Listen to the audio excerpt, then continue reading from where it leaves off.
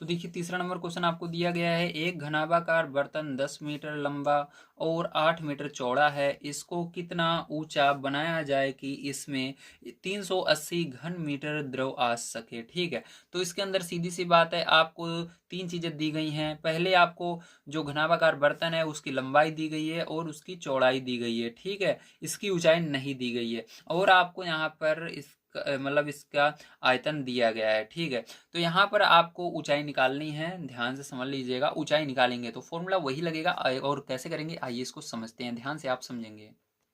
तो यहाँ पर सबसे पहले आपको मानना होगा ऐसे क्वेश्चनों में, तो मानेंगे, माना यच मीटर, ठीक है, ऊंचा बर्तन होना चाहिए, तो लिखेंगे माना यच मीटर ऊंचा बर्तन होना चाहिए। ठीक है, इस प्रकार से आप लिखेंगे। इसके बाद आपको जो दिया है उसको लिख लेंगे, तो लिखेंगे दिया है, हमको दिया क्या क्या गया है आइए लिख लेते हैं।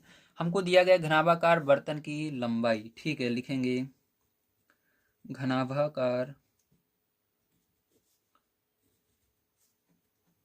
बर्तन की लंबाई।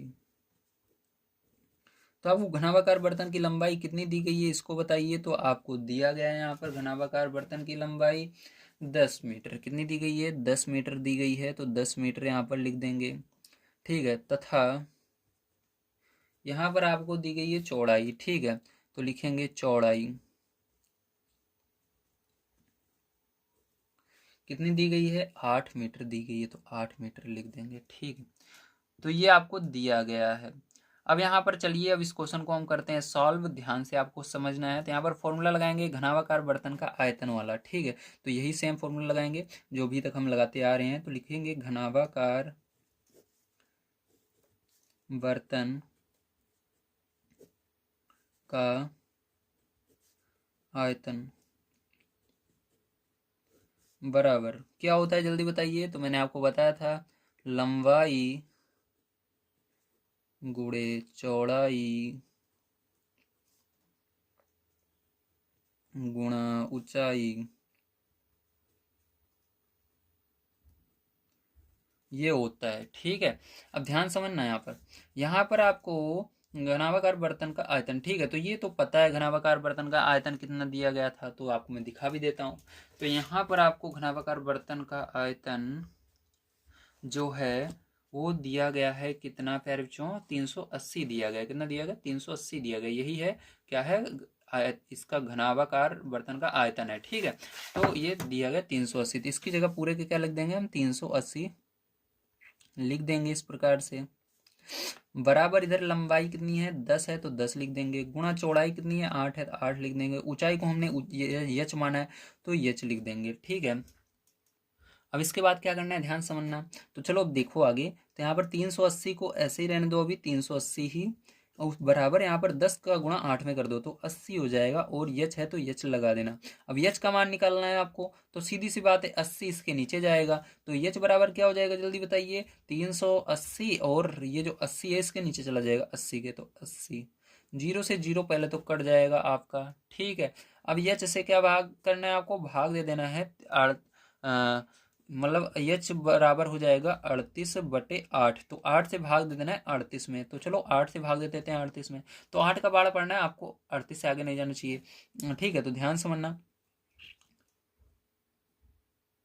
तो देखो, तो 8 चौक 32, 4 बार में जा रहा है, कितना आएगा? 32 आएगा। तो यहाँ पर कितना बचेगा आपका? निकाल दोगे इसमें से, तो मतलब इसमें से आप 38 में से 32 निकाल दोगे, 6 बचेगा। ठीक है, तो अब आपका 8 के पाड़े से 6 कटता ही नहीं है, तो दशमलव लगाओगे यहाँ पर। ठीक है, तो यहाँ पर 60 हो जाएगा। तो यहाँ पर जीरो आप बढ़ा सकते हो 6 के आगे, तो 60 हो जाएगा। तो आपको 8 से भाग देना है, 60 से आगे नहीं जाना चाहिए। ठीक है, तो 8 × 8 = 64, 8 बार में ले जाते हो ज़्यादा जा रहा है, तो 7 बार में ले जाएंगे। ठीक है, तो 8 × 7 = 56, तो 8 7 बार में क्या आएगा? 56 आएगा। तो यहाँ पर बचा कितना आपका, 60 में से 56 घटाओगे 4 बचेगा, 4 और क्योंकि हमने एक बार दशमलव लगा लिया, आप जीरो बढ़ा सकते हैं, तो 4 के आगे जीरो बढ़ाओगे 40 हो जाएगा, 8 पंचे 40, तो यहाँ पर कितना आएगा, ये आएगा, पूरा कट जाएगा। ठीक है, तो यहाँ पर एच बराबर हमारा सीधा सा आ चुका है, क्या आया है, 4.75।